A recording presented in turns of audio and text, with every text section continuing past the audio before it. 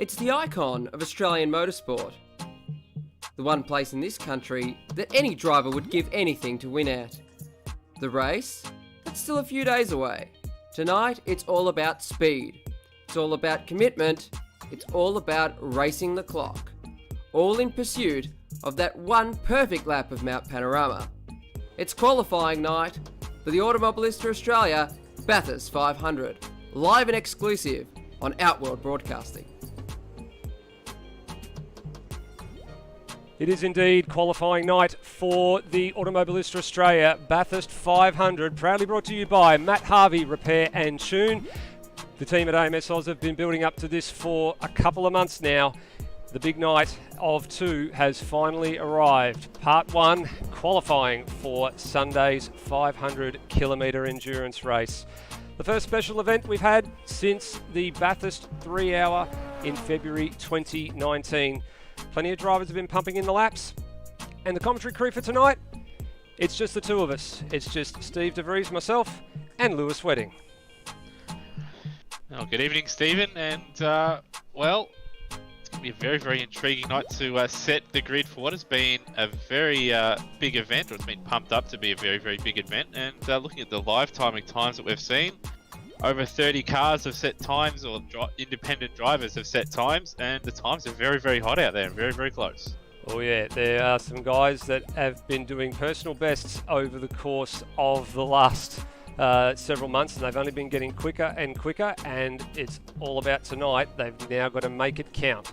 So 30-minute qualifying session and a shootout to follow, and hopefully we will get to see a very, very close grid formed up for what looks like it's going to be a hugely and hotly contested event come Sunday afternoon.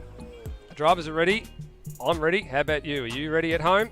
We are very, very proud to bring you this broadcast, and a very big thanks to all of the sponsors that have jumped on board for this one, not just Matt Harvey Repair and Tune, CRE Electrical, Beyond Electrical, Milwaukee Tools, DriveX, myself with Outworld Broadcasting, and a number of the other little ones as well in WEC Endurance Chat, and I know there's one more I'm forgetting, but Antara. That's the one that's been so prevalent this year as well, Antara Resort Style Living, one of the ones that probably a lot of our viewers at home have not heard a great deal of, but nonetheless, it has been a huge effort by everybody at Automobilista Australia to get this one up and running.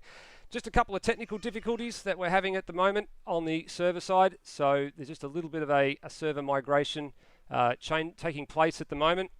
So Will Devonish is going to look after that one for us at the moment. And with a bit of luck, we'll be up and running in the next 10 minutes or so. But Lewis, there's a fair bit that we have got to really digest before we even think about getting into the qualifying session tonight. And that's about who is going to qualify these race cars, because there are some pairings out there that really any one of the two drivers sharing a cockpit could be good enough to qualify the car. Yeah, there certainly is, and even where there is a little bit of a difference between the two drivers, there has been a little bit of a meme going about after the pit garage night, the draw for that with Luke Rosella and Lion Mitch has been a bit of a meme going around with, obviously, I'd made a bit of a comment that Lion Mitch may be fast enough to qualify the car, and Luke's taken that to heart, and he's gone out there and he's been setting some pretty quick heaters, so he's into the threes on live races. But you look at Will Devonish and Peter, they're fairly close together. Thomas McMillan and Stenberg haven't done too many laps, but they're going to be fairly quick as well. Redmond and Stancliffe are fairly close together. Foley and Ross, I would expect maybe Foley to start that car, but you never know. Ross could have, one of his good days today. And then the Brunswick and Burko car, again, they're not separated by too much either. So there's a number of teams and drivers out there that aren't separated by much, and they're going to have to do a little bit here in this. Well, they would have been doing a little bit here in the practice session to sort out, okay, who's going to qualify the car tonight. Yeah, I'm getting word on the wire through that the Foley and Brendan Ross car, so that's car 074, that car's going to be qualified by Brendan Foley tonight. Brendan Ross just sort of caught out being one of the Queenslanders with daylight saving. That does put a little bit of an impost on a few drivers, not just in Queensland, but also some of the guys from Western Australia. So Kurt Stenberg, Zach Ross, those guys have moved from being 2 hours behind Eastern Standard Time to now being 3 hours behind, as of course they don't do daylight saving. So it has caused a little bit of chaos for a few drivers, so those decisions have already been made. But as you said, there's some really interesting pairings, and I think the one that we alluded to that we've sort of been a meme, as you're right, throughout the whole entire week after the shootout, the pit lane draw was actually conducted, was that I think I started it, and then you continued on with it. The likes of Luke Rosella and Lime Mitch, because Luke Rosella, there's definitely a hell of a lot of pace that he can be capable of on any given day. But then you take a look at someone like Lime Mitch, who pretty much owned the one-lap dash qualifying in Super 2 this year, and almost like a flip of the coin scenario as to who can qualify that car, because they can both have their good days and they can both have their bad ones as well. Yeah, they certainly can, but I would probably guess that Rosella will qualify that car. All due respect to Lime Mitch, who himself, like live races, he's in the fours. So whenever you get underneath really a 206 around here, you're traveling pretty quick, and that doesn't matter if you're in qualifying trim and race trim. If at this version of this track in particular, if you are under 2 minutes 6, you're traveling on pretty damn quick. So all those guys are very, very quick. But again, I mean, you look at live races there, and there's quite a bit of a difference between Lime Mitch and Luke Rosella. And I think maybe we've added a little bit of fire to Luke Rosella to make sure he, just shows us that, hey, I know it's a bit of a meme right now, but me and Lime Mitch aren't quite in the same ballpark. So I would expect him to qualify the car, but qualifying is one thing. One lap dash and top 10 shootout is going to be another, because you only get that one shot. And as we saw last year, with Will Devonish buggering his lap up. That's all it takes between starting on the front row to starting 10th. Yeah, you're spot on. And we do have a little highlights package when we get to the shootout to show you just exactly what we mean. If you weren't around then and watching these broadcasts, you would have known last year that we had a 300-kilometre race as part of the Super 2 series, and there were 3 drivers in that top 10 shootout who all made mistakes. And this is the one place that you don't want to make any sort of even minor mistake, because the magnitude of making that mistake is magnified by the time you get to the end of the lap. If you make a mistake that's worth a tenth of a second across the top of the mountain, it's magnified by about 5 to 6 times that by the time you get to the start-finish line. So if you make a mistake, very, very costly come the checkered flag at the end of not just your shootout lap, but also your qualifying lap as well. We're getting some word too that just due to some of the technical dramas that are happening with the server side at the moment, they're actually conducting the driver's briefing now. So it's actually a pretty straightforward briefing tonight. Most of the drivers will be getting told if you're on a flying lap, you're allowed to use your headlights. If you're not on a flying lap, make sure you give way to cars that are on flying laps. And also making sure that the drivers remain in the server until the qualifying session has finished. That way we can secure the results for those that are outside the top 10, and then we'll have a little session break, and then we'll do it all over again for the top 10. Yeah, I think no speeding in the pit lane will be another one. That's pretty much it, really, for qualifying evening and top 10 shootout. And obviously, when they do get to top 10, just to listen to the top 10 director's orders. So I think that's Rody this evening again conducting the coordination of the top 10. So once a driver that is on a time lap gets to the first sector, that's when the next car that is in the queue and set to do their shootout lap is permitted to leave the pits. I did that last year. You guys missed the turn 1 of my lap. I left at the right time, but everyone else was out there going slowly and warming their tyres up, while I myself just went as fast as I could to get heat in the tyres. Yeah, I remember that. We were timing it pretty well, so we didn't have to pick up people that were already halfway up Mountain Straight, but where a lot of guys sort of just spent their time just going side to side and warming their tyres up and getting themselves in order, you pretty much just got on with it and just wanted to get going and start the lap early, as they say. Yeah, did the old Mark Scaife. Began the lap nice and early, so that would have been at turn 2. Or maybe not turn 2, because when you do leave the pits, you do have cold brakes. It's very easy to put the car in the fence at Griffin's Bend. So it would have been pretty much from the cutting onwards. I would have been driving at about 99%.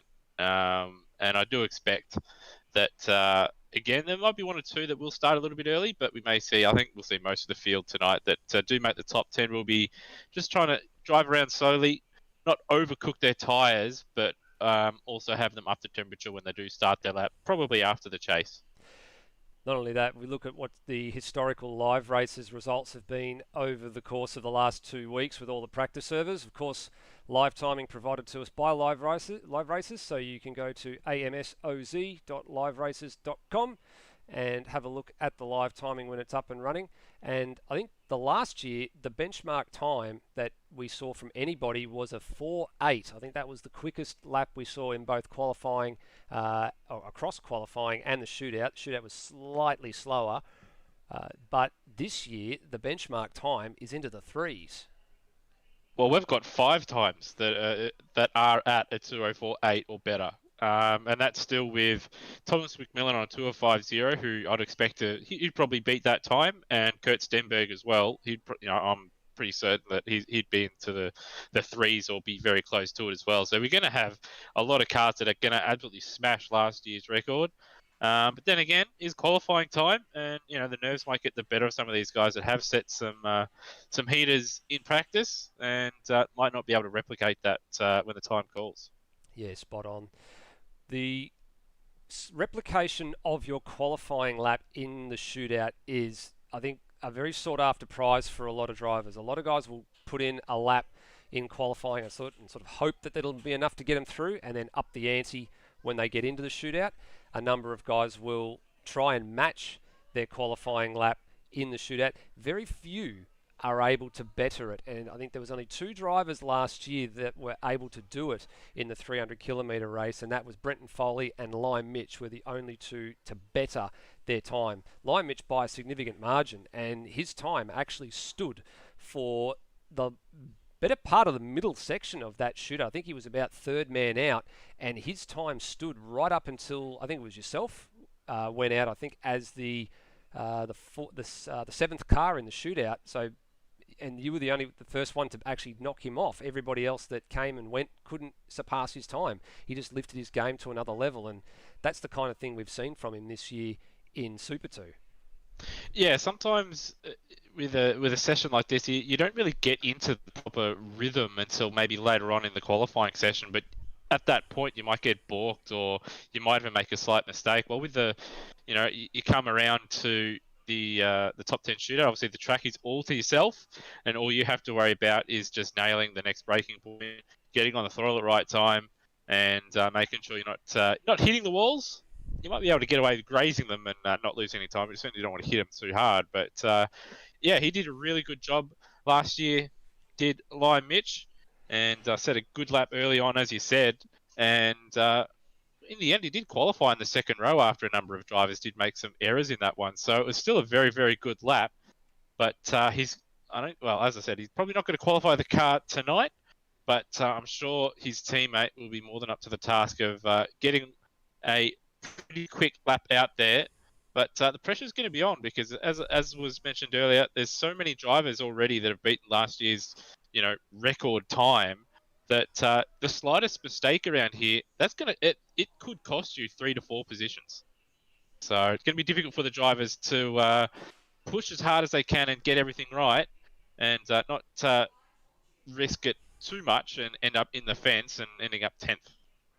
Yep, and I wonder about the whole risk versus reward thing, especially when it comes to qualifying in the shootout. Like, it doesn't really faze me in the shootout if you make it to the top 10 and you stay where you are. I mean, it's a null effect. You go into the top 10 shootout as the 6th place car overall, then you're the 6th place car in the top 10 shootout at the end of it all. It's not too bad.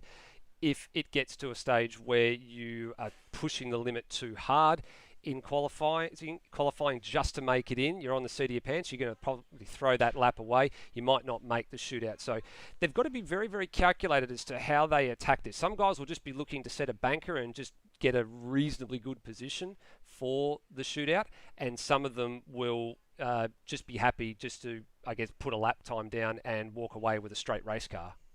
Yeah, it's a bit of a juggling act. You want to go out there and just set the best lap that you've ever set, but at the same time, you do want to get through the lap without any major mistakes. So you sort of got to juggle up places where that you're more confident in taking a little bit more risk, and there's going to be places on the circuit where you know you're a little bit weak and you may just play it a little bit safe there. But sometimes it just goes all out the window. You look at the split and you're up, quite a bit. You see a lot of green, you get excited, and sometimes that can be a good thing, and you carry on that momentum. Other times, you see that green, you get too excited, and you try pushing harder, and you end up, throwing into the fence and having a massive accident. So that will be something to look out for when not only once qualifying gets underway, but also in the shootout as well. There's a couple of guys that have just started a couple of final runs for qualifying, just as the server has got itself back together. So big thanks just to Will Devenish for taking over the hosting duties from myself. The server itself that had been running for, Stancliffe gives the wall a pretty huge whack at the same spot that Nangle went in there just 12 months ago. The server that's actually been running has been running for the better part of the last week, and it's only in the last sort of 30 minutes or so that it's decided to have a bit of a hissy fit, or it's time of the month, whatever you want to call it, and it started to cause a bit of chaos for us. So Will's very kindly stepped in at the last minute just to try and get that going. We thought it was going to be okay. We did try something last week with the Porsche Cup. It held up pretty well, and only just seems to have gone the wrong way in the last little bit. So it's going to give the drivers a little bit of extra time just to just get themselves back into the groove, I guess, before we head into qualifying. And just getting some word through that there will be another 4 minutes left here. So by the time the timer in the top right or left-hand corner rather gets to 12 minutes, we are going to advance to what is set to be a 30-minute qualifying session.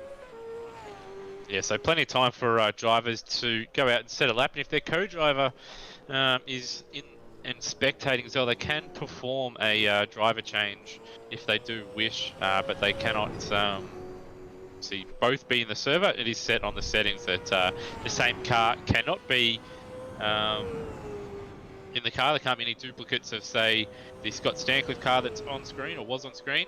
There's only one of them permitted in the server. So to do that, to change driver, they will have to do what they do in the race essentially, and the co-driver will have to do a passenger select. The driver in the car will have to perform a pit stop and select the driver, or the co-driver, I should say, perform the pit stop, and then the co-driver should get into the car, and they can then perform a couple laps. Not only that, Lewis, there are a number of cars in the field that have some throwback liveries to all sorts of different realms of motorsport. The one on your screen right now is pretty obvious if you're a Formula One fan. This one has been painted by the man affectionately known as Dimmy to us in the AMS Oz community, and this one is I guess a nod to the current AlphaTauri Formula One car. This is the Hard Bass Racing car, driven by Hans Brunswick and Steve Burko, and it looks like Brunswick has got the nod for qualifying tonight. So that one is one of those that was a flip of the coin thing, I think, between these two, because they are a pretty evenly matched pair. Yeah, they were. There's only a couple tenths, 4 tenths between them, or 3.5 tenths between them on live races. But Hans looks like he's in the groove, and it looks like he's gonna be the one qualifying the car tonight.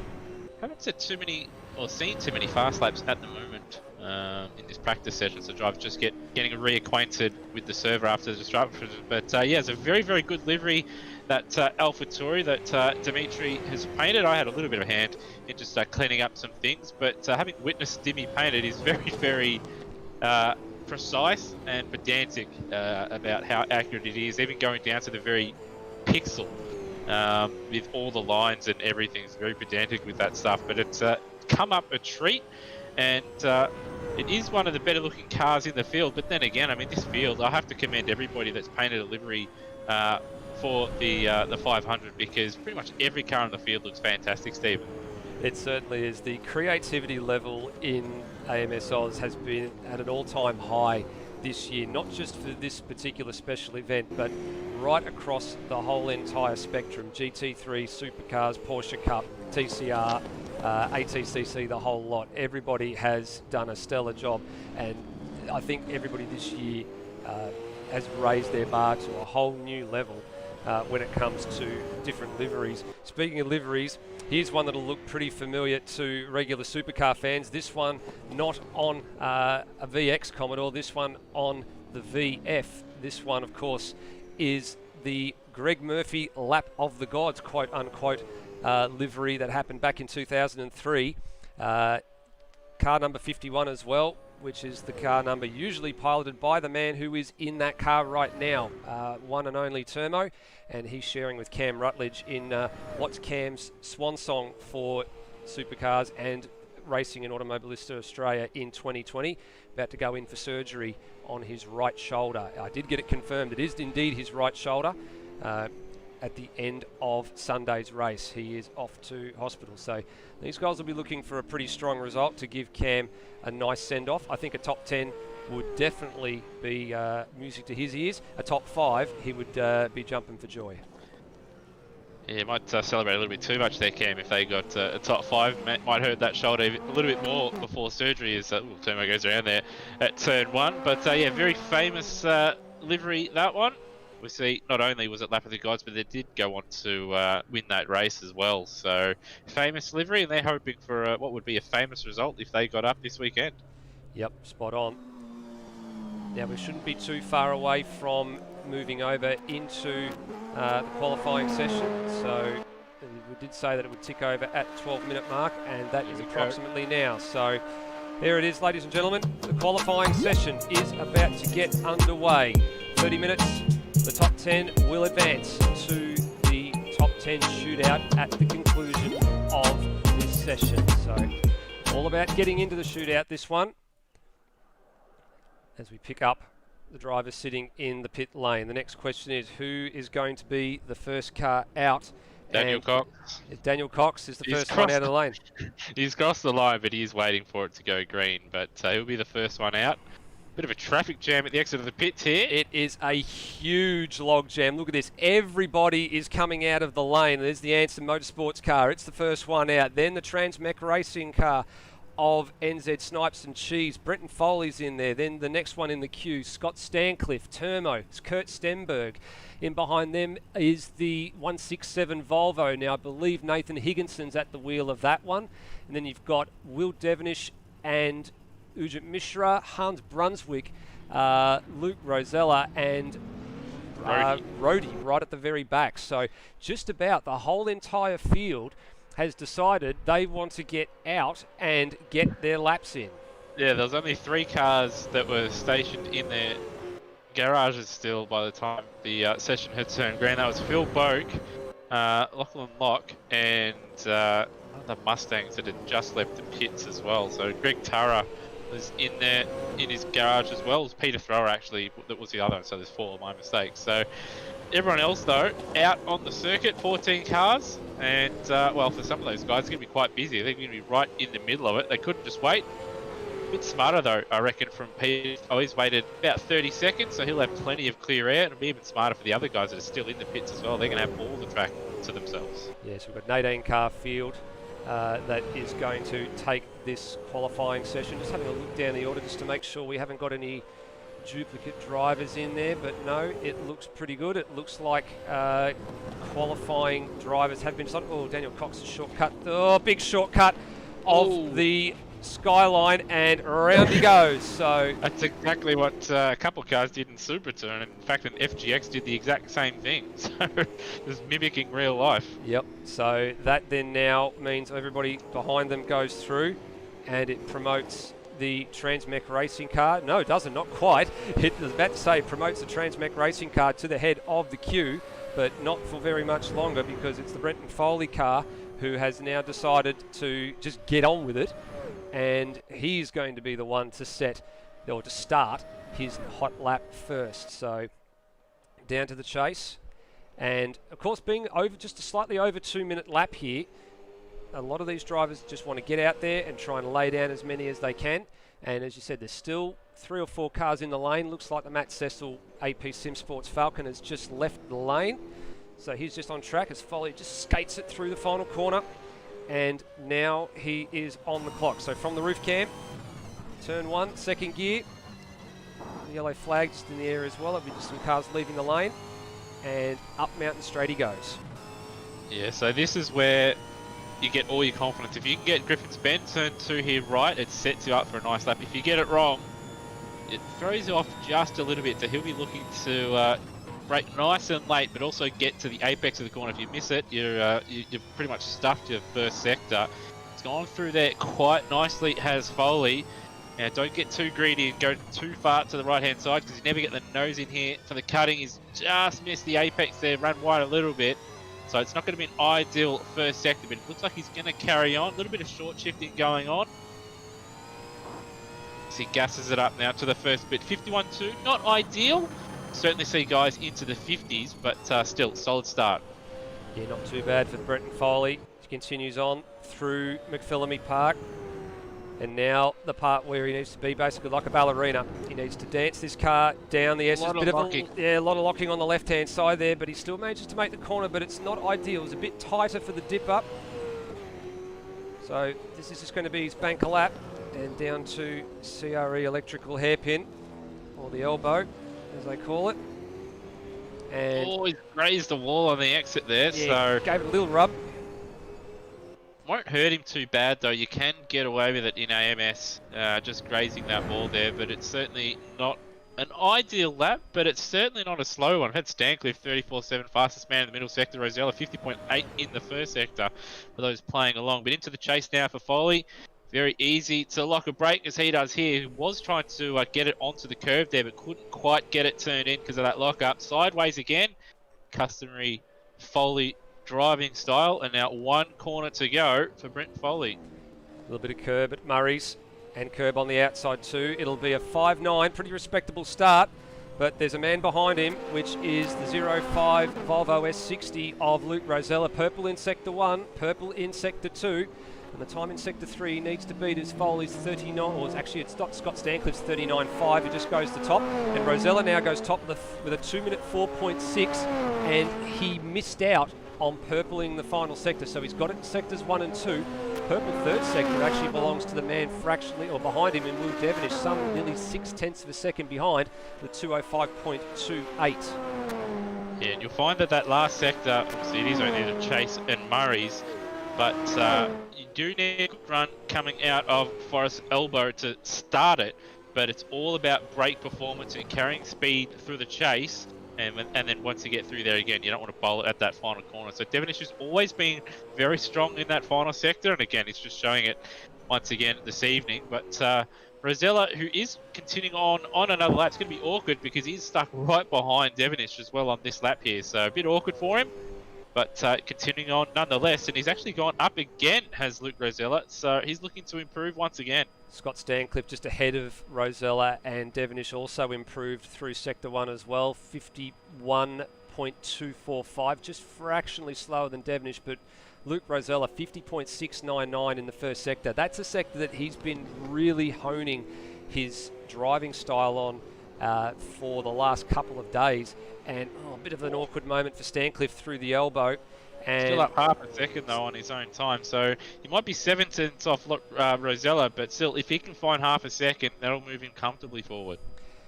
Up and over the rise, under the Beyond Blue signage, and now using all this bit of road on the outside of the chase. Get the car nice and square, then push the brake pedal as hard as you can. Stopped pretty well, actually, just a little puff of smoke on the approach to the chase. Got through there very neatly. So this is not a bad lap. If he can close that gap down to Will Devonish, he'll be pretty pleased with himself if he can end up in the low fives. And it's going to be about a mid. No, it's a 205.382. So not that far away from Will, but still a little bit of work to do. as Yeah. Rosella looks like he aborted that last lap and he's going out for another one. Yeah, Devonish actually improved, so Devonish stuck with it and improved again in the final sector, but Stancliffe is about half a second away from what he was able to manage on live races, so still about half a second away, looking to improve again, and he's actually going to go out and try again here. So it looks like the tyre's lasting fairly well here as he gets it right outside Ways of Griffins. Yeah, that's the thing. A lot of drivers will probably do one flying lap. Oh, and we've then, got, sorry to cut you off, we've got McMillan. He's on a heater at the moment. Purple first sector, purple second sector, and he's looking to go straight to the top.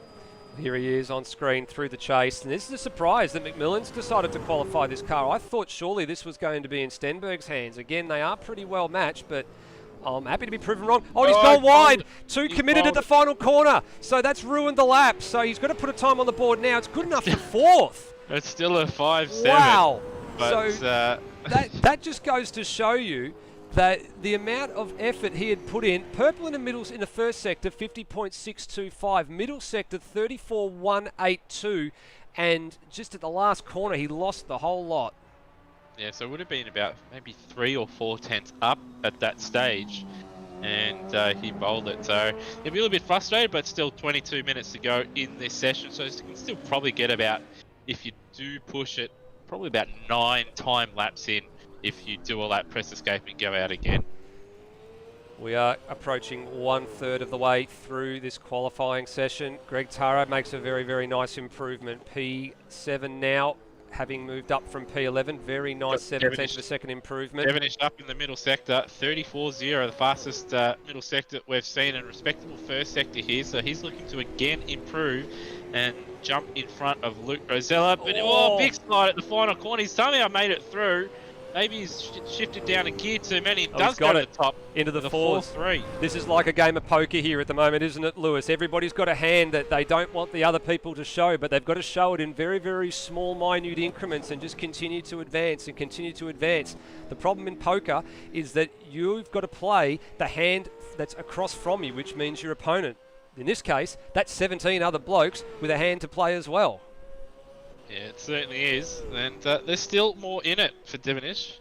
He lost at least a 10th in the final sector, and I know he can go faster in the first sector as well, so may see these guys break into the threes even before the 15-minute mark here, the way these guys are going, because Rosella was up before he had to abort his lap just before, and as we saw just before with McMillan, he was flying along out there as well, so the pace is hot and heavy. And, the times from last year just getting absolutely obliterated. They are getting smashed. There's still 2 drivers yet to set a time. That is Nathan Higginson aboard the 167 Volvo dealer team, Volvo S60, and John McDonald aboard the number 14, just holding together VF Commodore. So the only... Rosella is up. He is up by 4/10 of a second at the first split. How on earth is that even possible? He's finding time where I don't think there's even time to find. He's got Rhodey in the way. Oh, disaster! And he's done He's done what happened in the qualifying qualifying session in the supercars in real life as well. He actually, and he's not happy with himself either, and I don't blame him. He came across Rhodey precisely the wrong time and overcommitted down Skyline and the S's toward the dipper, and did exactly what we'd seen happen just a week ago with several of the Super 2 runners coming to grief at that particular part of the circuit in the Bathurst 1000. But his Sector 1 was absolutely astonishing. Yeah, that was an incredible 50.427 in the first split, which was 2 tenths faster than what even McMillan set before. Obviously, he threw it off the final corner. So impressive first sector. Just a bit of a shame to come across obviously Rhodey there, but take a bit of confidence with that he's got the time in him tonight, and he'll be able to set a good lap. He's just got to get that clear air. Yeah, he's spot on. That clear air is critical. Timing your run with... It's not too bad. 18 cars on the circuit is not a huge ask for a lot of drivers to find some track. But the problem is, these guys all just seem to find each other at precisely the wrong moment. As you saw at the beginning of qualifying, they all went out together, or most of the field rather, went out together, and then they all started tripping over each other. Yeah, so sometimes it can pay just to maybe just press the drive button, sit in the pit, see where everybody is on the track map and go, yeah, okay, if I do come out now, I'm going to come out with a bit of traffic. So might be something for a few of the drivers to take note of, because, yeah, you don't want to be midway through your flying lap and come across another guy that's on their flying lap but isn't quite as fast. So, because they're not going to get out of the way because they haven't got blue flags, and I'm sure that's what happened with Rhodey there. But yeah, it's hot and heavy at the moment. Hopefully you can see some more heaters. Plenty of PBs being pumped in as well. These guys are on a PB at the moment. The Anson Motorsports car. Daniel Cox at the wheel. He was the one who was drawn out first in the pit lane draw for lucky number 7. He's in position 7 at the moment and improves to a 2:06.6. And that then means that a couple other guys have jumped up, and these guys were in the 10, Termo and Cam Rutledge, but they're just now on the outskirts of the 10. This lap doesn't look like it is improving at this stage, but he's not far off his best time in Sector 1, Termo, and he's got the Kiwi Sim Sports car just ahead, I think, as well, and he's done the same thing, just overcommitted at the S's and into the dipper, and then he will look to pick up the pieces of that one and go again, just like Brenton Foley's about to go again for another hot flying lap. And just going back to Daniel Cox, that was actually a personal best from him as well, so it's good to see these guys still improving on times that they've set. And yeah, that midfield is very, very close. If you look at the times, a lot of times, you know, around about that 2.5 second sort of range from Devonish at the moment. So that top 10, it's going to be very, very close between those guys that get in and just fall out of the top 10 there. It's going to be very, very tight with those guys. Well, where do we think the cut-off's going to be here, Lewis? The time on the edge of the top 10 at the moment is Phil Boak's 2:06.9. That's definitely not safe. You look at the guys behind Termo on a 2:07.1, NZ Snipes on a 2:07.2. Those guys are definitely in position to jump Phil Boak if he probably doesn't improve his time. Mishra and Daniel Cox, 2:06.8 and 2:06.6 respectively. They're probably not safe either. The guys that I think probably are safe are probably Brenton Foley upwards, so that's 2:05.9. I think that if they didn't improve their lap times again in the remaining 16 minutes, that they would scrape in. Oh, Foley just gets it stopped in time. Yeah, I would agree. I think that a 5.9 from Foley, I think, is going to be probably the cutoff. If one of these guys can get a 5.9, they'll probably be safe. So they're going to have to find a bit of time, as we've got McMillan now up to P2 on a 2:04.5. Phil Boak improves to a 2:06.4. But I would expect Boak to find a little bit more time as the session goes on. Hasn't had too much seat time this year, Stephen, but he's quite keen in these supercars and quite quick once he gets up and running. Yeah, we did see last year him partnering Brenton Foley in Super 2. He did partner him for the majority of the first couple of races of this season. Then Brendan Ross stepped into the 0.46, and as a result, he has gone, oh, we just got a spinner as well, just with Brenton Foley. Oh, we're just about to say, we're just coming to look at the 167 Volvo having a spin across the top at Skyline as Foley doesn't improve. Answering one of the comments in the live chat from Dane Liccardo, the 167 car with Nathan Higginson behind the wheel is one of the 2 cars yet to set a lap time. The other one is John McDonald. So they've both gone out a couple of times, and they both have come a cropper, unfortunately, on their flying laps. But John McDonald at the moment, here he is on screen, and at the moment he's managed to keep this lap going. What's he done in the first sector? 53.1, 37.4 across his opening 2 sectors. So just looking to put a lap time on the board, just a little bit wide at the chase. I'm sure he'll just be happy to put a time that he can at least start to work on with under half of this session to go. I think he just needs to just get out there and just set a lap and just have a base to work off, because you don't want to go out there and have 5 minutes to go and still not have a time set. So at least he's got a 2:11 now set on the board, and now he can work on trying to put it all together. Did see Higginson, he's just left the pits in front of John McDonald as well. But for those watching along at home, they'll notice on the right rear of John McDonald's car, it's got a bit of a controller because, well, he's a controller user. So he's out there. I think it's on an Xbox controller. I believe you're right. And he's giving it a crack out there, and he's actually not doing too badly, although he is struggling a little bit at the moment. But in Super 2 this year, he actually did quite a good job. So given it all he's got with a controller, and he'll be hoping to get into... I'm trying to have a look and see what times he's set out there. Yep. Not too slow, I don't think, but No. he'll be hoping to certainly break into the 9s or 10s. Just to coming back to the live timing, and it's just been answered by Pete Savage, who's watching along with keeping an eye on his teammate Will Devenish. The cut-off time at the moment for the top 10 is a 2:06.6. NZ Snipes improves to a 2:06.8 just in the last couple of seconds as well, so he's starting to close that margin down. Termo still on a 2:07.1.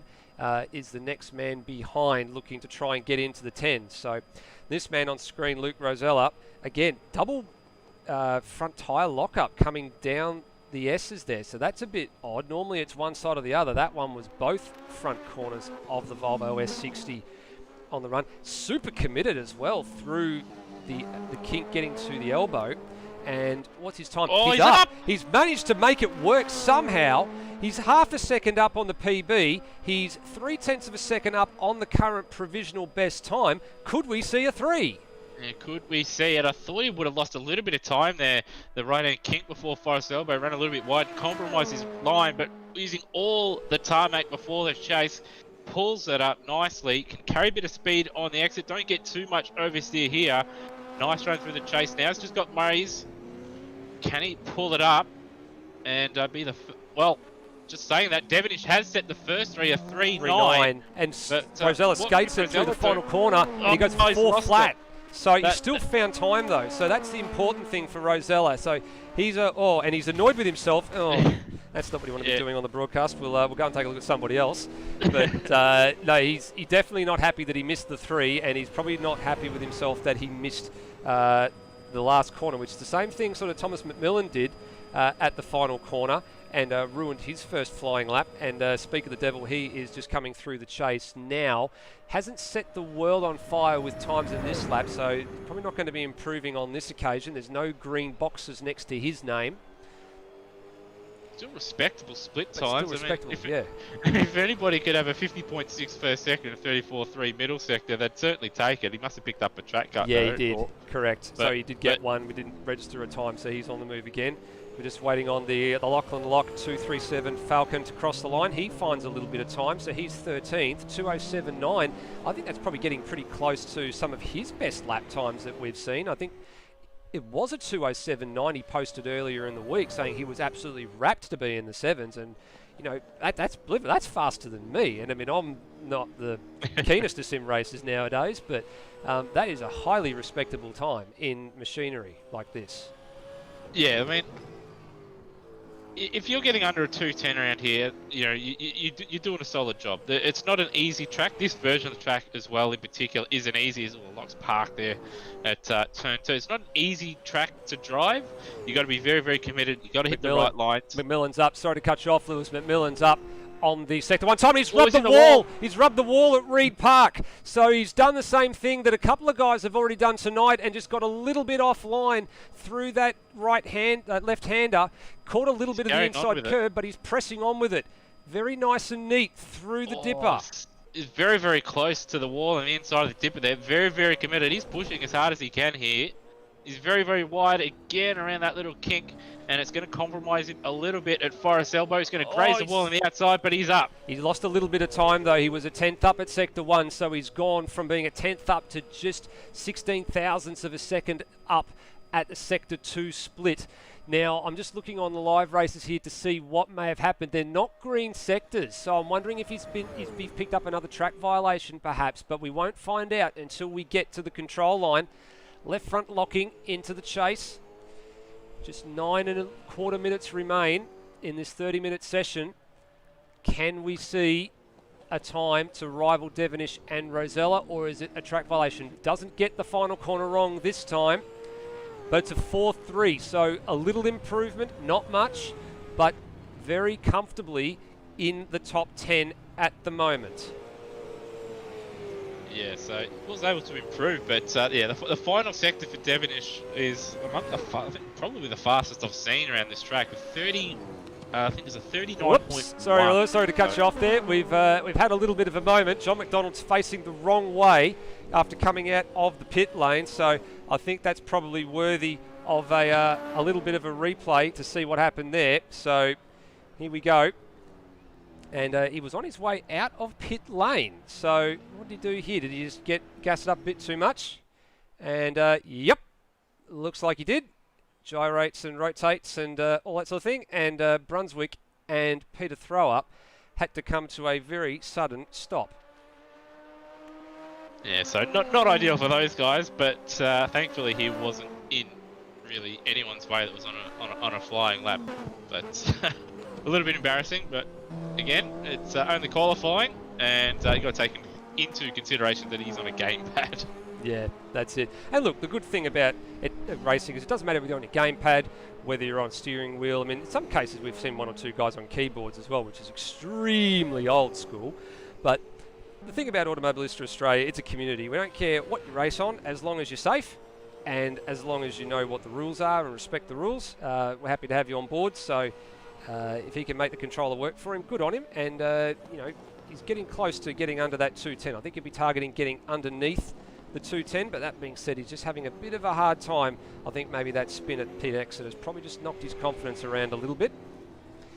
Yeah, he's also one of the drivers that he hasn't set too many laps of practice, only done 31 laps, including the laps at the moment. So he was a late call-up with both himself and Zach Ross ending up teaming together. We've also had Brent Foley jump into the fours and improve as well. So he's jumped in front of Stancliffe and he's set a 2:04.8. And that's two of the two good friends, Brenton Foley and Phil Boak, nice and firmly entrenched inside the top 10 at the minute. Boak has actually improved to the 2:05.3, so he continues to solidify his place in the 10.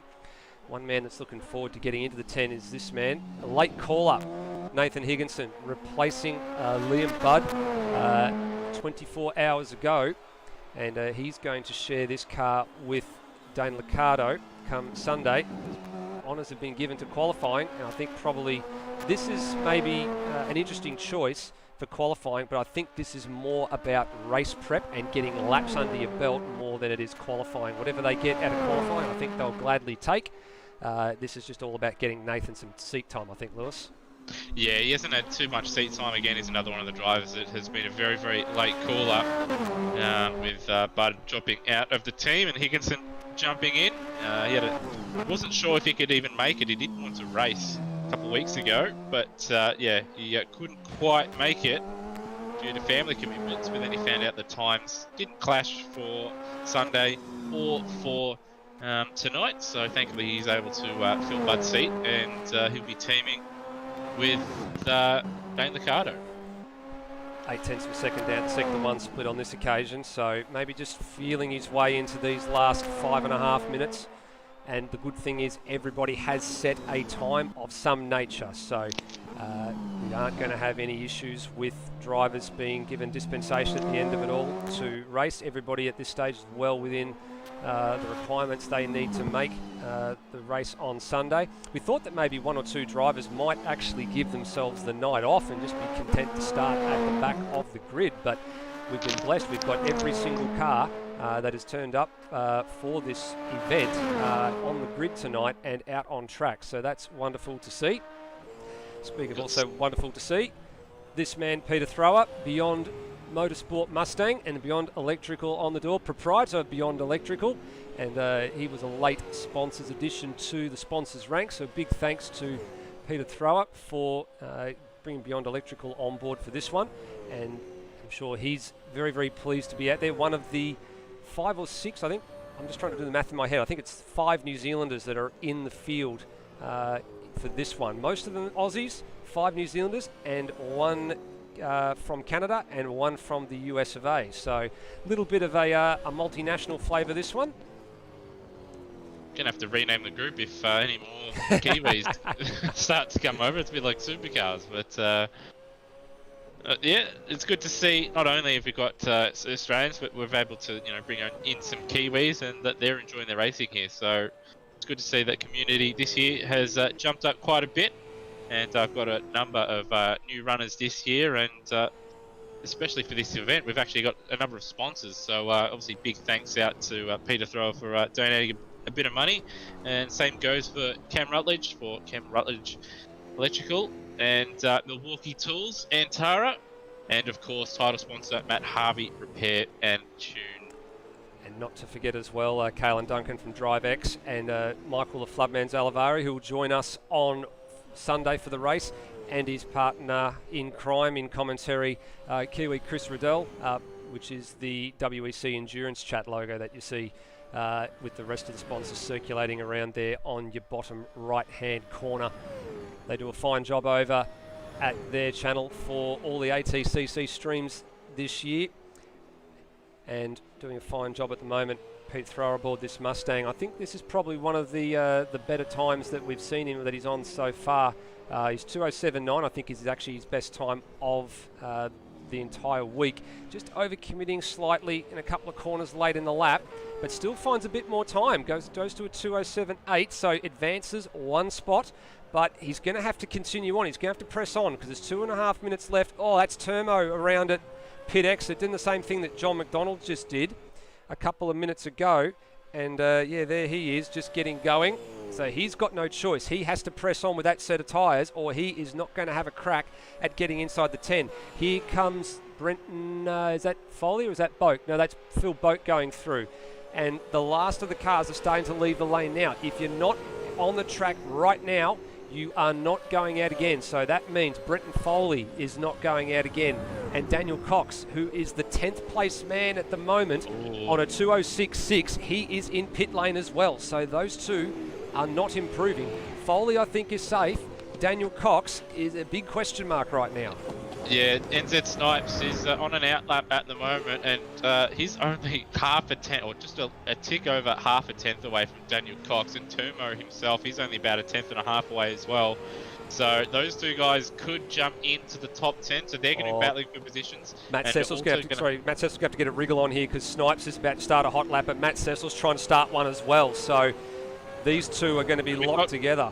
We've got Rosella up. He's up 0.3 of a second on first place and about half a tenth away from his PB. He's coming up to a bit of traffic, but he wants to finish this lap. Obviously, we know Devonish is very, very fast in the final sector, but Rosella, he wants to get into the threes. It's Greg Tara. That's the next man ahead in the Petty Rivalry Motorsport Mustang. So he might be within earshot here of being safe.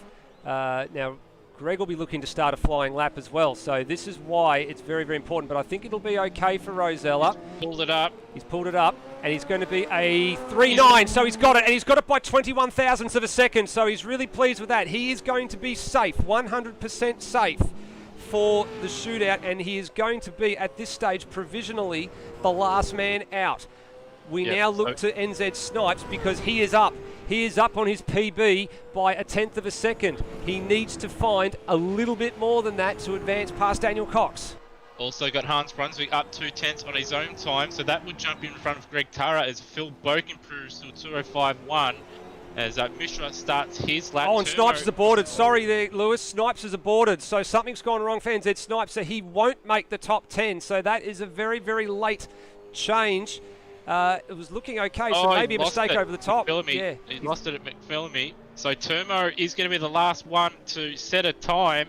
He's got a car in front of him of Ujit Mishra, so he'll be hoping down the straights that he's able to get a bit of a tow, but he doesn't get held up in the middle sector. Brunswick fractionally off Phil Boak as well, so that's good for Hans Brunswick into P7, safe in the shootout. So here's Termo, and then the man ahead of him, as you rightly called it, happens to be the other car that is on its last lap in Ujit Mishra. Now, Ujit Mishra probably just needs to improve just to make sure he doesn't get knocked out here, and that's a nice little margin that he's just picked up as well. He's 2.5 tenths of a second up on his PB, but we're going to watch the pair of these very closely. Yeah, Termo's down by about a tenth and a quarter, so he's got to find a bit of time over the top of the mountain here. But if he can just close in maybe just a little bit and have a little bit of a slipstream down Condron Straight, it might be able to be enough for him to sneak into the top 10. But Mishra at the moment look like he will just improve. And just trying to see, I think these are the last two. And I've got Peter Thrower on a lap as well. Yes, so Peter Thrower is coming down to the chase now, so we'll pick him up. Will Devonish was on the last man around, but he has gone into... Will Devonish has gone into the pits. So Pete Thrower will be the next man across the line. Then we're going to have a look at what Mishra and Termo can do. So Pete Thrower's aborting, so that answers that question. We now go back and have a look to see what Mishra is up to, and then we'll wait to see what happens when Termo crosses the line. So Termo was still at the 10th and a half away at the second split. He's had a bit of a scruffy he's line aborting and going it. into the pits. He's Disaster. come in. So that's the end for them. So Mishra didn't need to improve. He's safe as it stands, but he found a little bit of time. So he did improve to a 6.4 at the end of the day. And Daniel Cox, by the skin of his teeth, has managed to hang on. He's hung on by 0.07 of a second. Yeah, so we did say start of the broadcast that this midfield and this qualifying session was going to be very, very tight to get into the top 10, and the top 10 itself is going to be very, very tight. Look at these times as well. So that's all it is, and all that would have been a slight lock-up, a little bit of a a traction problem coming out of a corner, a little bit of opposite lock. That's all that time is right there, just a little bit. And you don't get that extra kilometre or two coming out of a corner, and it's represented in that lap time. That's how much he got in by, but that's all it takes. Yeah, just very, very small margins at the end of the day. The pole margin extremely tight. So there is a lot of happy faces, I think, in the paddock from guys that have managed to make the shootout. Who on your list there, Lewis, that missed the shootout, do you think should have been in, but we'll probably have a little bit of soul searching to do? It's hard to say. Just looking at the times here, you could say that maybe Termo, he'd probably be a little bit disappointed he didn't quite get in. Snipes would maybe have a case that, he could have found a 10th or here or there. But I think in the end, that's probably a fair representation of the top 10. So, yeah, it was very, very tight. And in the end, all the guys that made it deserved it. But yeah, I can't really pick one because it's just so tight there that, it was all down to who did the lap at the time. And, those guys did. And the guys, were just out. They couldn't quite conjure it up when they needed to. Yeah, spot on. I think I probably tend to agree with you on this one. The only one I think who will probably feel like they probably had a car that could make the top 10 would have been the last men that were on the circuit there. So that's Termo and Cam Rutledge. Would have been hoping for a top 10 start, but they're probably going to have to start from P12 as it stands right now, pending any other issues that come out of this one. Yeah, that's it. It's going to be an interesting session coming up. We do have a little bit of a break. Got to sort out obviously the server. So drivers that didn't make the top 10 shootout will be jumping out of the server, and then the server will then move on to the qualifying session to conduct the top 10 shootout. But well, at least it gives us a little bit of time to take a breath, because that was a pretty hectic session, Steve. And for a qualifying session, it's probably about as good as we could have hoped, with the top time being just shaved right at the death of the session. Then we had a bit of a cut-off for the top 10, and that coming right down to the wire as well. Yeah, I agree. The numbers sort of advanced very, very early, and then it sort of plateaued for a little bit, and then we really didn't see the huge gains that everybody was doing in the beginning, and then it just started to creep up just a little bit and a little bit at the very end, and we got a couple of guys into the threes that'll be happy. But the hard part for them will be replicating those laps in the next session. Yeah, so if you can replicate a 203 in a top 10 shootout, I mean, you're going to be pretty confident that you're going to be starting on at least the front row, or most likely pole position. So it's going to be a tall order. It always is a tall order in a shootout where there is a qualifying session just before it that that you can match it.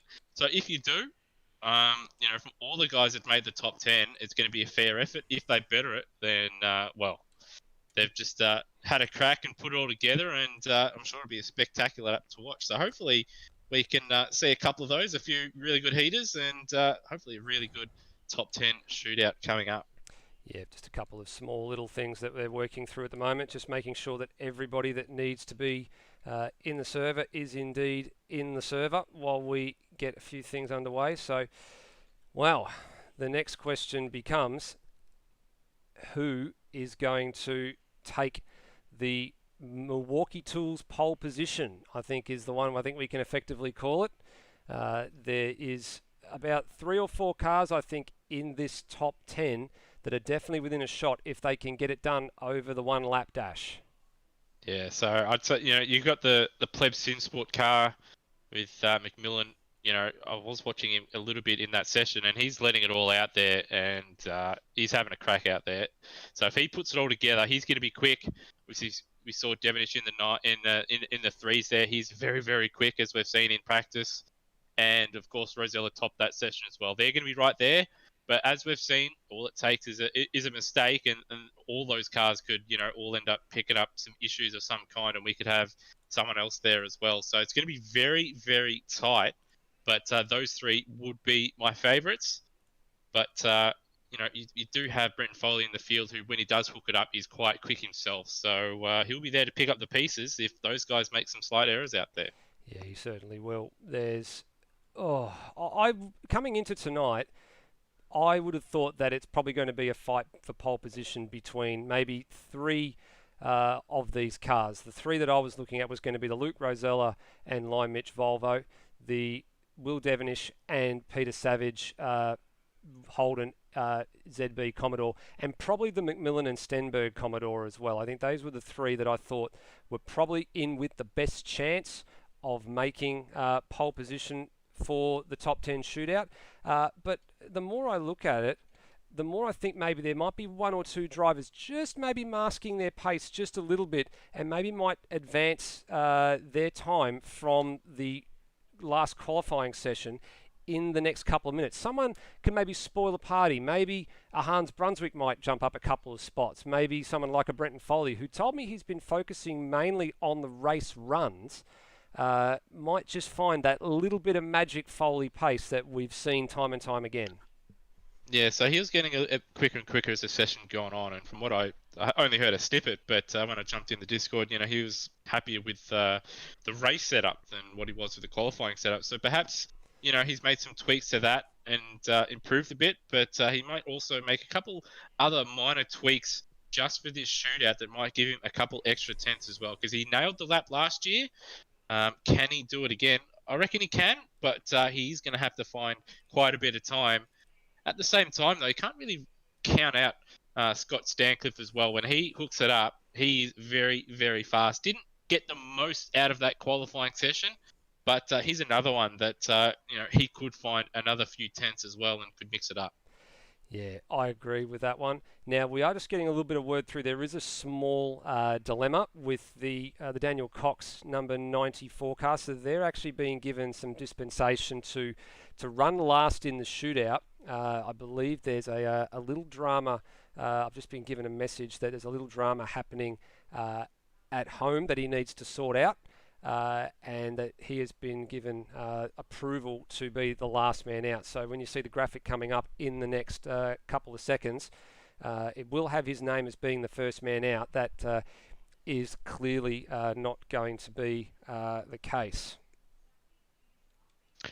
Yeah, not going to be the case. He did give us, I think, a little bit of notification prior to the broadcast that if he did make the top 10 shootout, that he wouldn't be able to go straight away or early on. So yeah, he'll be jumping a little bit later. But still, it'll be all pressure on him, though, once he does get in. You've made everybody wait, and now you've got to go out there and set a really quick lap time. Yeah, so that means that the first man out is actually going to be the Ujit Mishra and Pierre Roy Mercedes E63 AMG that goes out first. So we'll have to just keep our eyes out for that one when it all goes. We're just waiting on the advice that the session will be advancing to qualifying in about 60 seconds or so, and then we'll be underway.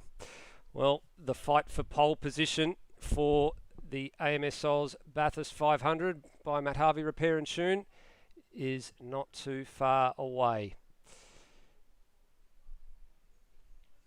Certainly, I'm just having a look as well at just the qualifying results here.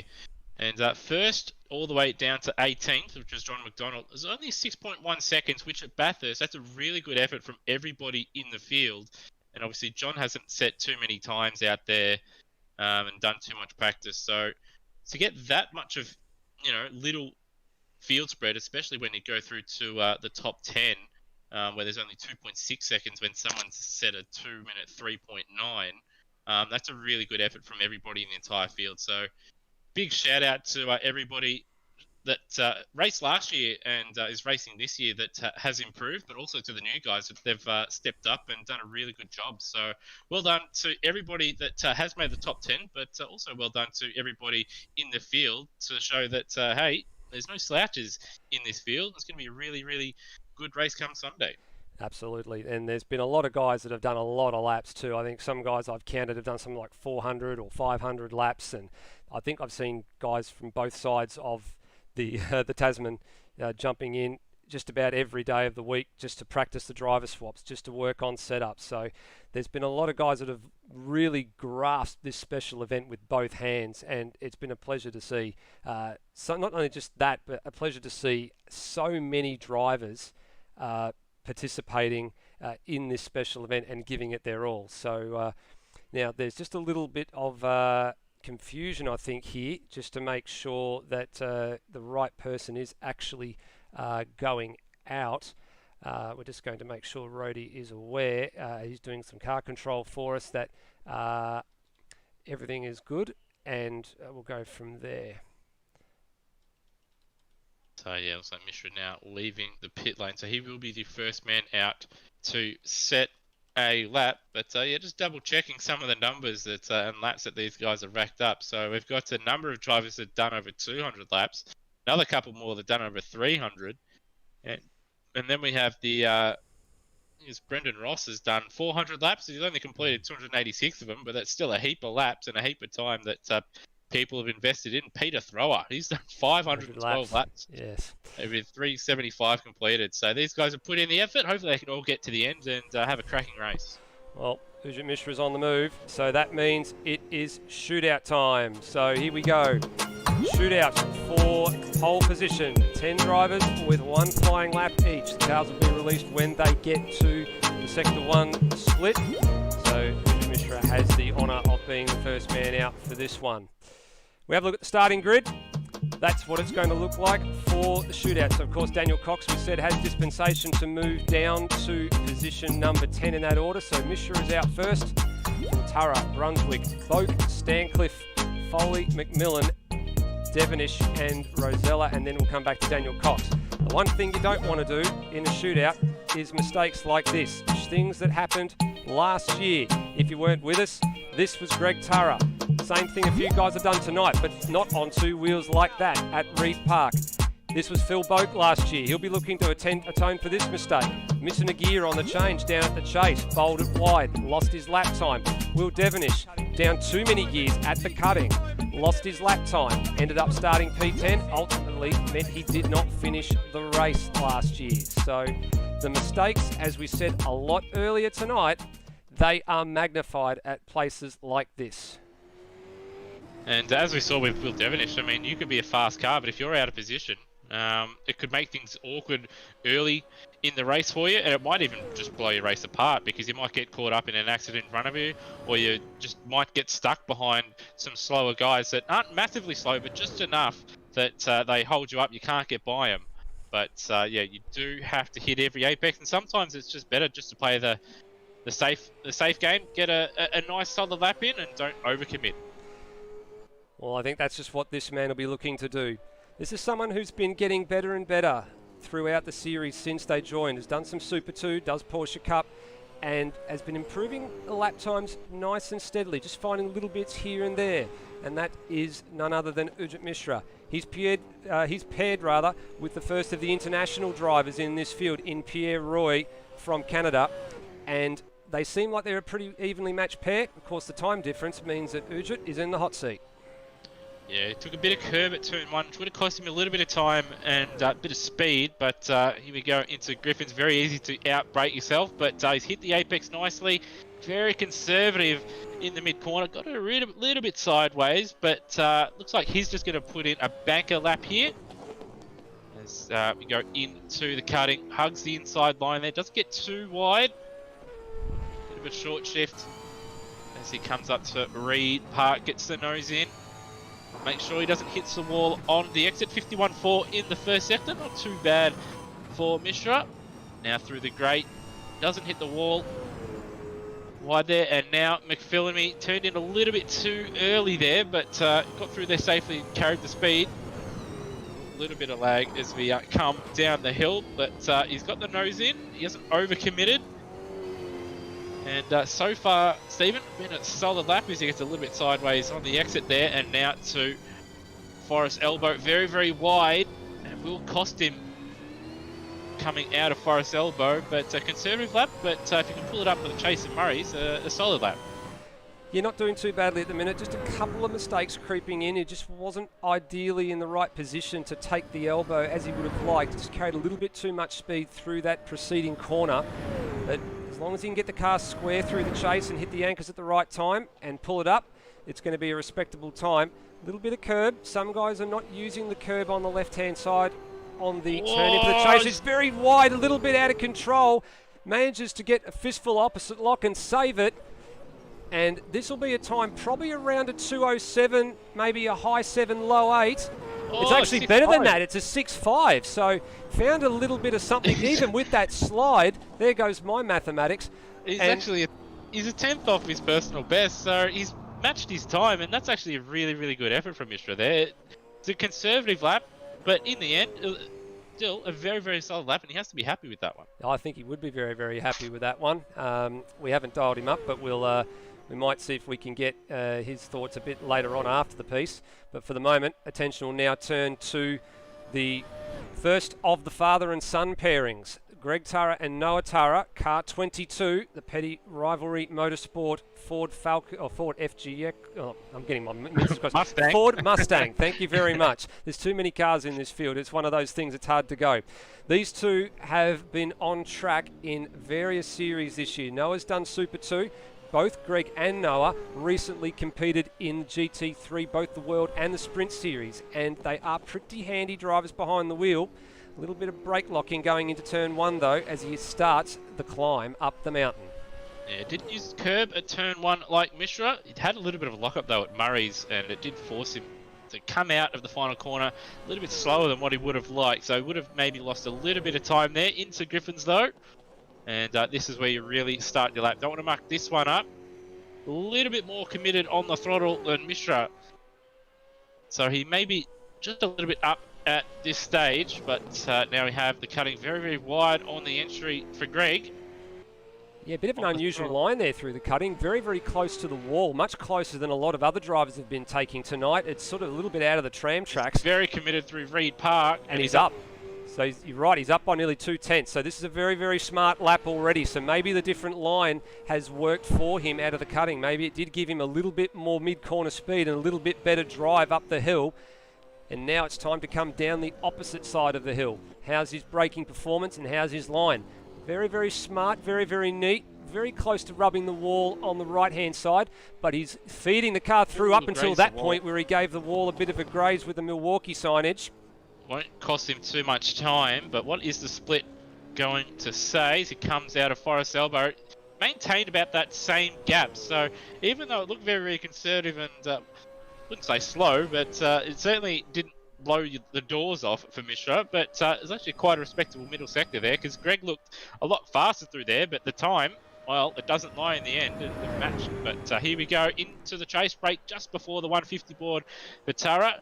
He uses a heap of curb, trying to carry that speed through, but that slide's going to cost him a little bit of time, a little bit of a short shift now, and then under the Beyond Blue Bridge, and now just Murray's to go. One corner, a little bit of brake locking again on the inside left. Looks pretty neat. Going to be a 6.3, so he found a little bit of time. So he pretty much almost maintained most of his gains in Sector 1 around the lap, just fractionally lost a little bit in Sector 2, and then he gained a little bit back in Sector 3. So that wasn't a bad lap at all from the first Mustang out on the circuit. I think it's actually the only Mustang that's in the top 10 shootout, and if I look down the order, that is correct. So the only Mustang with a very respectable lap time. Now, all attention turns to the man they referred to in the chat recently as Lord Hans. He is paired with another very, very quick man in Steve Burko. So the number 26 AlphaTauri inspired Hardbass Racing ZB Commodore is about to start the flying lap. Now, what do you think? Very early. He has started it very early. I was actually looking a bit further back to see how quickly he got on with the lap, and he was on with the lap pretty much from sector 1. So gave it a little bit of time to start the lap, getting his warm tyres and everything together, and then pretty much pressed on with it from Reed Park onwards. So this one, it'll be an interesting choice as to see how much tyre performance is left when he gets to the start-finish line for the second time around. Yeah, very committed into turn 1, braking just after the 100-metre board, able to carry a bit of speed through. I think it just compromised his exit maybe a little bit, but still very, very committed at the start of this lap. The lights are ablaze. He's very late on the brakes for Griffin, so he's confident in this car, in its brakes. A little bit sideways through Griffin's bend, and now for the cutting. And third, always mucked it up. He's a little bit wide there, couldn't get the nose in. That'll cost him a little bit of time, but he does have a lot of track to go to bring that time back. Big slide up to the wall, and he's lost a lot of time. As you said, Lewis, he just understeered wide at the cutting, and that couldn't get the nose in, scrubbed off all that speed. So he's the first man across this hot lap session to be outside the previous car's lap time before him at sector 1. He's very committed at the top here. He's pushing hard to get that time back, and he somehow pulls it up. This is going to be a very good middle sector if you can just pull it up at the elbow here, I think. This is that whole risk versus reward argument that he likes to harp on about so much, is just taking every little liberty. And he did find a lot of time too. He found about 2.5 tenths. He was 0.42 down at the first sector split. He's now only 0.19. So if he's had a good exit out of the elbow, he might be able to claw back a little bit of this on the run to the chase. Now, does he brake later and try to make up time at the chase, or does he settle for just a solid banker lap? He's going to have a crack, a lot of curb, better exit than Tara out, and now under the Beyond Blue Bridge, you want to be doing at least 196, and he was doing about 194 there. Now, the final corner, very late on the brakes, slams down the gears down to second, out quite nicely. It's going to be tight, but he's done it. He found it. Good move. Well done. 206 flat. And let's see if we can dial him up here, Lewis. Let's see if we can drag him down into the chat and have a little bit of a discussion with him, if we can see if we can find him, if he's on his last little bit of a lap. I'm actually just looking to see if I can find him, and we have got him here. Hans, you were a bit down across the top, but you somehow managed to claw that one back. Yeah, missed the apex at turn 1, and cutting wasn't so great, so mucked that up, and I've been having a bit of trouble in the first sector all week, so just had to hold my breath through the middle sector, hope for the best, and just really send it through Skyline and McPhillamy and all the way down to Forest Elbow. Got a good run into the chase as well, so not a bad lap for the conditions. Well done, mate, and good to see that you kept fighting even though it looked like the lap was gone, and you've still somehow managed to come out with provisionally the quickest time. Well done. Phil Boak now starts his lap. This is one of the men we highlighted earlier on the little highlights package that mucked up his qualifying run in the shootout last year. Missed a gear down at the chase. He's going to look to put that one behind him, and he's paired this weekend with the patron saint of Automobilista Australia in Brock Harvey.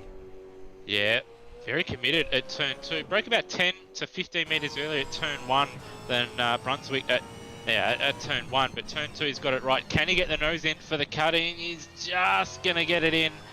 And now through one of the trickier portions of the circuit, Reed Park, he can hit the wall on the inside and outside here, but he's navigated that. Oh, look at the split. That's a very nice split as well. 4.5 tenths, if you don't mind. Thank you very much for Phil Boak at the first sector split. Fastest we've seen, a 51.260. And he presses on through Skyline. Now this is where Hans is really impressive, coming down the mountain. Doesn't take as much curb as Boak, but he's able to get nice and close to the wall on both sides of the S's and the Dipper, out quite smoothly. A little bit on the limiter there, a lot more committed coming into Forest Elbows on the marbles there, but he's able to not throw it all the way, but it would have cost him time. He's up by half a second, so a very, very good middle sector, and now it's the Chase and Murray's. Now he can have a little bit of a breath for, albeit 10 or 12 seconds, as he comes up and over the rise, spots the little bit of strip that's been deliberately laid down for many, many years now to use every last bit of it to get through the chase. Hard on the anchors, through the left-hander, uses plenty of curb, short shift to third, now up to fourth, run down to the final corner. He hasn't mucked it up at the chase this time, and he's going to press on, and he's just a little bit he's done that nicely. Speed up, but he's done that nicely, and that's going to be a 5-5. Fed it beautifully through the final corner, and he definitely has atoned for the mistake that he made 12 months ago. Yeah, thought for a moment, I think we both thought he'd gone just a little bit too deep at Murray's, but he was able to just pull it up, and in the end set a very, very nice lap time. Yeah, he sure did. He's going to be very, very pleased with that. I'm just looking to see if I can find him, but he hasn't appeared. He's in the chat somewhere. But we might bear with me for a second. We'll see if we can dial him up.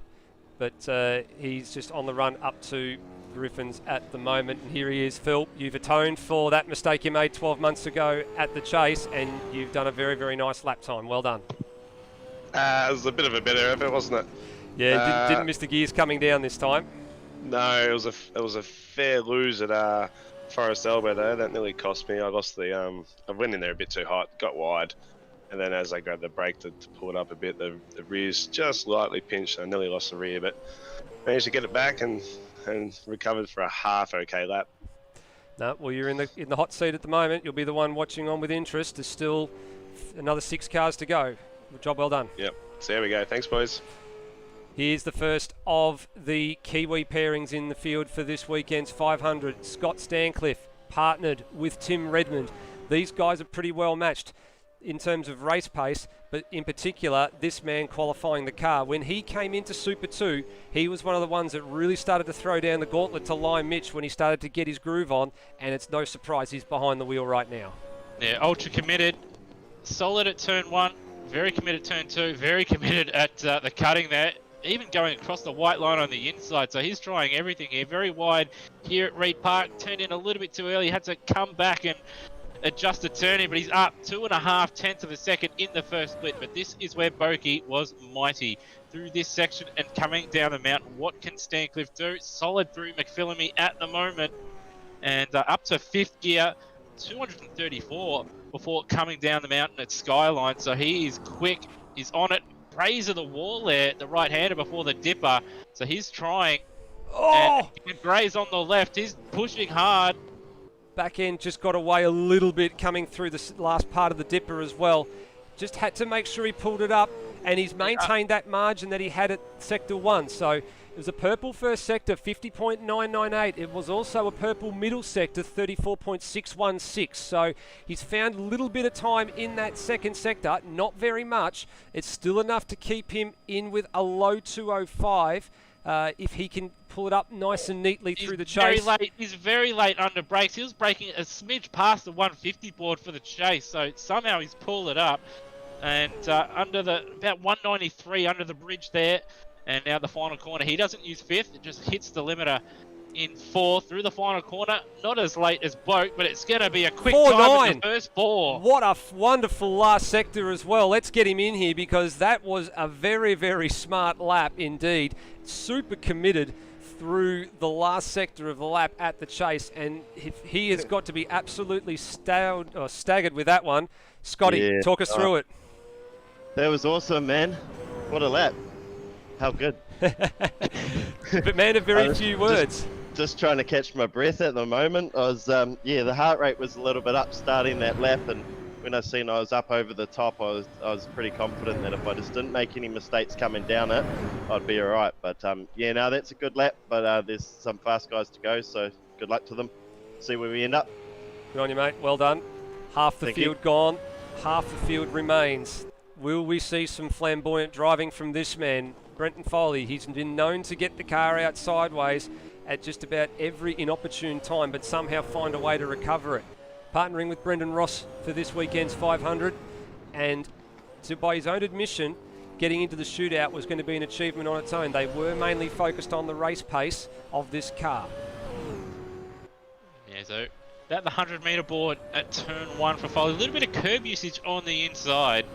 So a bit of a different approach than most of the runs we've seen so far. But here we go, the real start of the lap. Griffin Span carries a bit of speed in, using third gear here. Some runners will use second. Out quite smoothly. And now the cutting. Very, very nice and neat. Doesn't go all the way out to the wall. Just carries as much speed as he can through there. Just a little bit of a wiggle coming out. And now the next part of it is the difficult one. Slide it up to the wall, and he does slide it right up to the wall. And the margin is not far away from Scott Stancliffe. It's not a purple sector. He's just fractionally a tenth shy. Very sideways at Reed Park. Very, very sideways at Reed Park and almost in the fence. He nearly threw that one away. Uses all the road at Skyline to get it turned in for the S's. Very neatly round the dipper. Just a little bit of understeer in the latter part of it. Put him offline for the dipper though. Yeah, he also lost a little bit of time coming out of McPhillam. He's about 6Ks down on Stancliffe coming into Skyline, but it's been a fairly conservative coming down the mountain. But still, not too far away, 0.3 of a second, but Stancliffe was absolutely mega at the chase, and it's going to be difficult for Foley to pull it back, but he'll still want to be in front of his good friend, Phil Boak. He definitely will be wanting him in front of his good mate, Phil Boak. At this stage, he is tracking like he is going to do precisely that. Maximum attack through the chase. Hard on the anchors as soon as the car square brake locking. Couldn't quite get it in. Couldn't quite get it in. It actually pulled up a little bit better than I think he probably was expecting to through all of that as well. He didn't sort of go all the way out to the edge of the road. Had a little bit of margin for error on his right-hand side at the chase. But he's going to set probably what will be a high 5 or a low 6. It's actually a mid 5. So he just sort of managed to drift away a little bit in the last little part of that lap. 5.4 is about 5.5 tenths shy of what he did last year. And he probably will just be happy just to make it through, I think. Yeah, still a solid lap. You've got to be happy with a 5 around here, especially in a shootout format. So there's a couple of places that I'm sure he would have liked to, fix, but I'm sure he'll be still happy with a 5.4. Yep, and he's here right now, and I think you probably agree, Foley, 5.4 you're probably pretty happy with after focusing mainly on the race pace. Yeah, a small part of me is a little bit annoyed I didn't get into the 4s like last year, but overall pretty happy considering I had a few small mistakes and a little bit of a scruffy lap there. Well, pull up a pew, mate. You're second in the running order currently, 4 runners to go, and this man is about to kick it off for the last 4 cars. The man who says whenever he's on a hot lap, I'm on a heater, boys. And in this particular occasion, the heater is a 2-toned and 2-sided liveried ZB Commodore. Emu bidder on one side for his West Australian mate, Kurt Stenberg, and Victorian bidder on the side for the native Victorian himself, Thomas McMillan. Yeah, if anybody can be as committed around this track as Stancliffe was, it'll be this man right here. Bit conservative in turn 2. Third gear, it makes it sound very, very quiet in the car when you use it. But again, this is where we start the lap properly into the cutting. Now, a bit conservative, a bit quiet, but this is where the fun begins for McMillan. And again, into Reed Park, using all the road. He's up by almost a 1/10 of a second, coming into the grate, very, very wide. Gets the nose in. He's in 5th instead of 4th. Grazes the wall on the exit, but it won't cost him too badly. Through McPhillamy now. And what can he get up to? 2:35 for a smidgen. So he's about a K faster at the top of the mountain before slowing down for Skyline. So a K faster than McMillan. And now at the bottom towards Forest Elbow we come. It's been a solid lap so far. Or a bit of a lock-up going around the elbow as well. Has that cost him any time? The answer is no, with an emphatic exclamation mark on the end. He has found a truckload of time across the top. Commitment central, millimetre perfect, whatever you want to call it. He was going from wall to wall for the opening 2 sectors of this lap and getting it right just about every piece of the way. Pulls it up for the chase. just a little bit of curb on the left-hand side.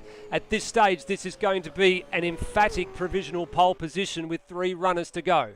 He's just got to pull it up, and he is just going to do that. Would have liked to have carried maybe a little bit more speed, but to the top for now. Nice Thomas job. Goes. Very, very nice job for Thomas McMillan. First of the 4s, a 4.556. So he will be very pleased with that one, I'm sure. And his good mate, Kurt Stenberg, I'm sure will pop up in the live chat in just a few minutes' time and have the same thing to say. And Thomas, you've done your teammate proud there. Extremely good lap. Very committed across the top. Yeah, I made a tyre pressure change for that run for the shootout. And I was really slow at the start of the lap and very under pressure, but towards the middle and end of the lap it was quite good. Yeah, saw you for a lot of it. You were going pretty much wall to wall across the top, especially coming into the cutting, just getting it absolutely perfect every step of the way. So that you would have been flying by the seat of your pants for a little bit of that one, but at the moment you got 3 runners to go, and pole position might just be yours. Well done, mate. Yeah, hopefully. I reckon they're going to knock me off, but yeah, we'll see. You never know what's going to happen in a shootout. 3 men to go. Here's the man who has got it all to play for after last year's what can only be described as a disaster. Will Devonish bowled it at the cutting on his shootout lap last year. He bombed out on race 1 of the 300 kilometre race last year. He's paired with Western Australia's Pete Savage. This is a very strong pairing, and he has got redemption on his mind in this shootout lap.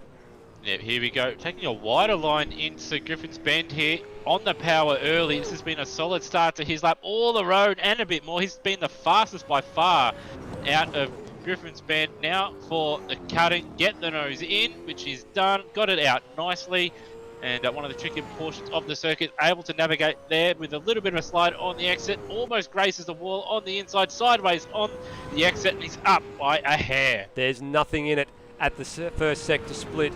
And he's very sideways. He has rubbed the wall at Reed Park. Not the first man to do it. Certainly will not be the last. Oh, he's straddled the curb. You don't want to do that at the top. So that's going to cost him a bit of time.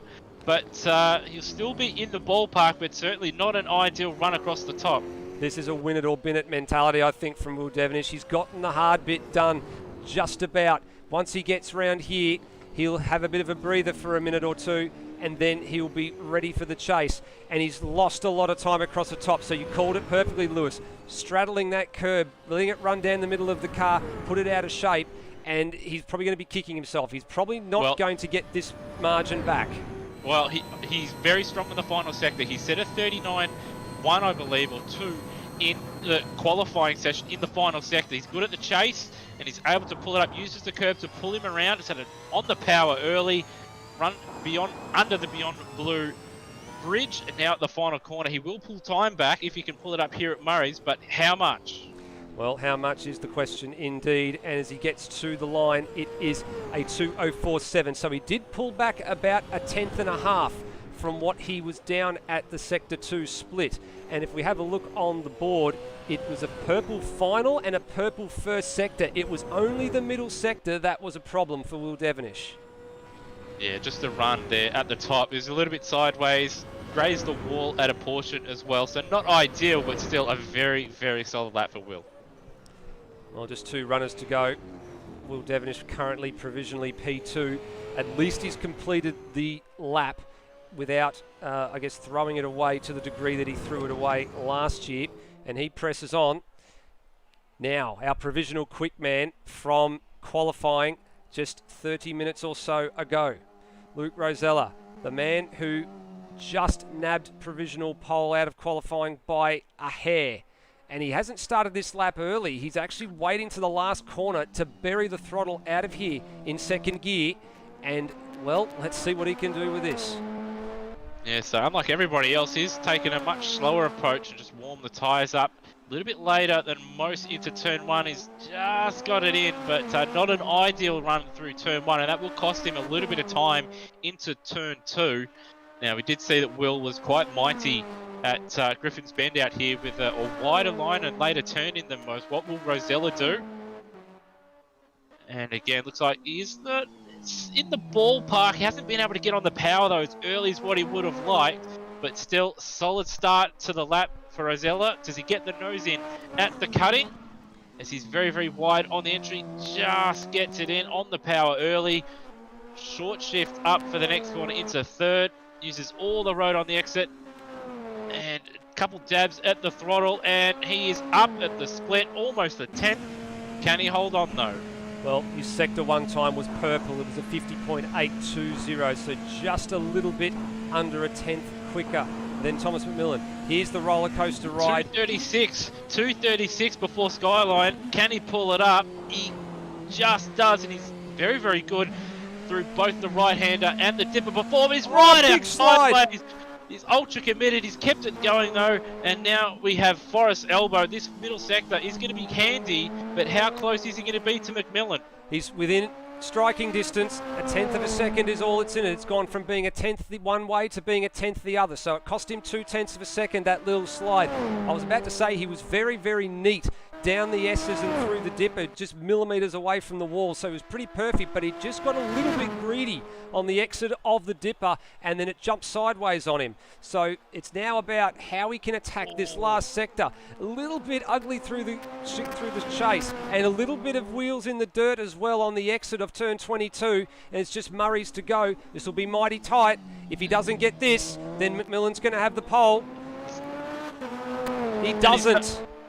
He misses he'll be kicking himself. He'll be kicking himself about that, getting it sideways, coming out of the right-hander after the dipper, but still ultra committed. Couldn't quite get the time back in the final second. In fact, just losing out a little bit of time there, but still a solid effort. Very, very close between the front three. Yeah, very, very close between the front three, and I'm just looking to see if Roselle is about in the live chat.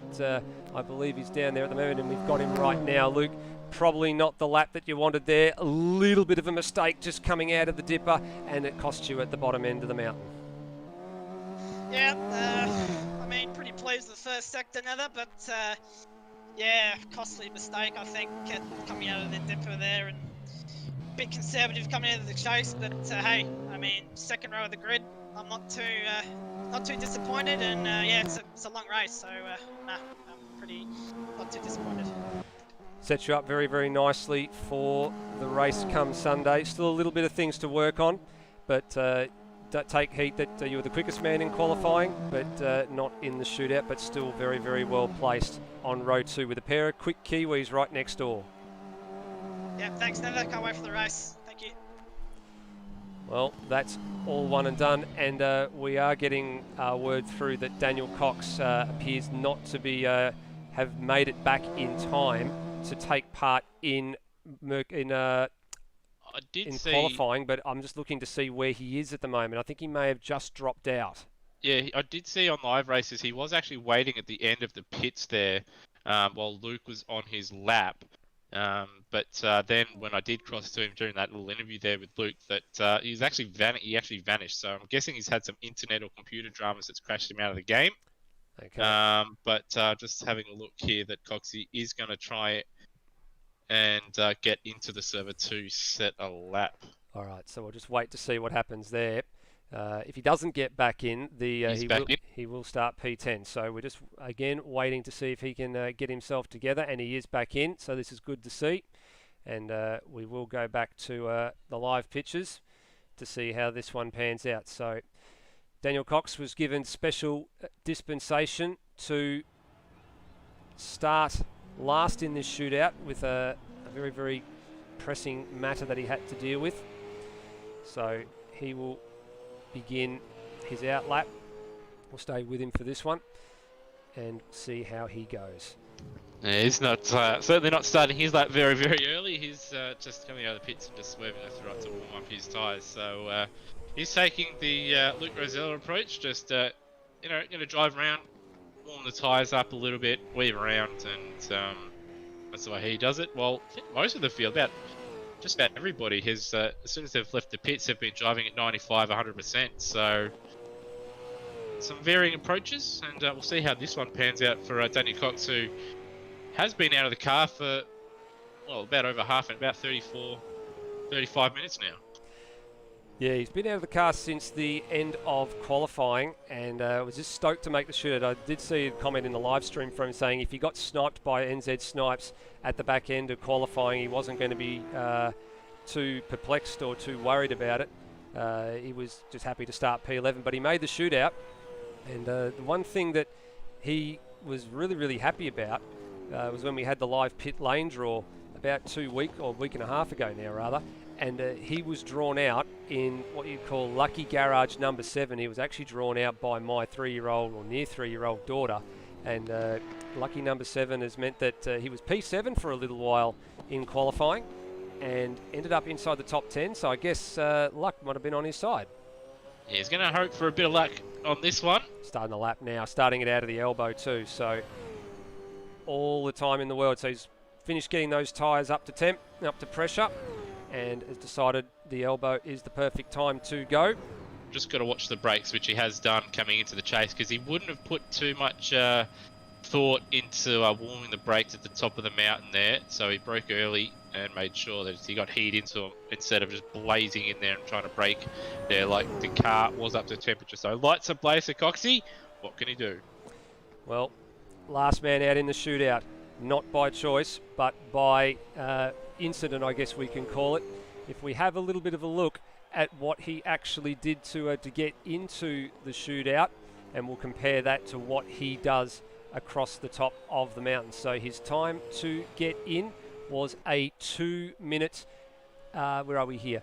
A 2 minute 6.6. So if he's able to replicate that particular lap, he would stay exactly where he is in P10. So if he wants to set the cat amongst the pigeons, he needs to find a couple of tenths. Yeah, he's been a committed start, but not ideal through Griffins. All eyes are on him as he's made people wait in. He's missed the apex though. Yep, very for wide. the cutting. But I don't think that was able to maintain some speed through there, so it won't hurt him too bad, but certainly not ideal. Couple stabs at the throttle through Reed Park, down 1.2 seconds. But he's not going for pole position here. He's just going for a P8 or a P9, I'd say. And nice lead through McPhillamy up to 5th gear. About 230, I'd say. About 227, I think it said, but not too bad though. The Coxies, he comes now down through the dipper. And this moment's about all eyes on me rather than going for the pole position. You're spot on, Lewis. He's got the track to himself. The broadcast crew are watching him. Everyone on the live stream's watching him, and all the drivers that have been out before him are watching as well. So this lap is it's 2.5 seconds away. So this is definitely not going to be the 2:06. 6 that he was looking for. It's drifting into a low 2:07 as it stands right now, with just the chase and a couple of corners to go.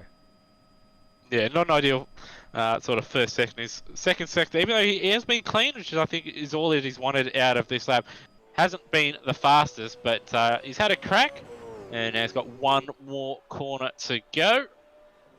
And he stays on the limiter in 4th gear as opposed to up to 5th, like some runners choose to do.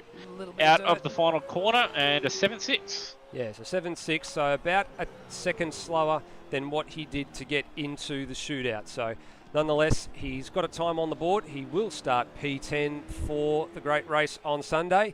But pole position, the man who was a little bit pessimistic about it all when we grabbed him in Thomas McMillan, the number 47 is on pole for the 500 on Sunday.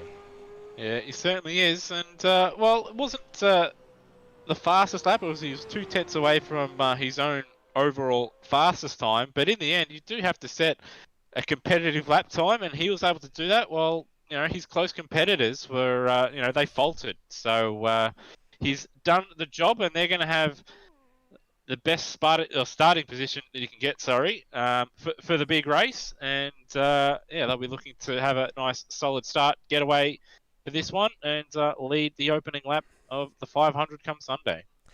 Well, the good news is for all the drivers that were in the top 10, they all managed to keep it on the blacktop. Not like last year where a couple of them went around and a couple of them went off the road, but everybody managed to keep it on the blacktop this year. The spread from pole to the man in 10th place, Daniel Cox, only ended up being 3 seconds overall.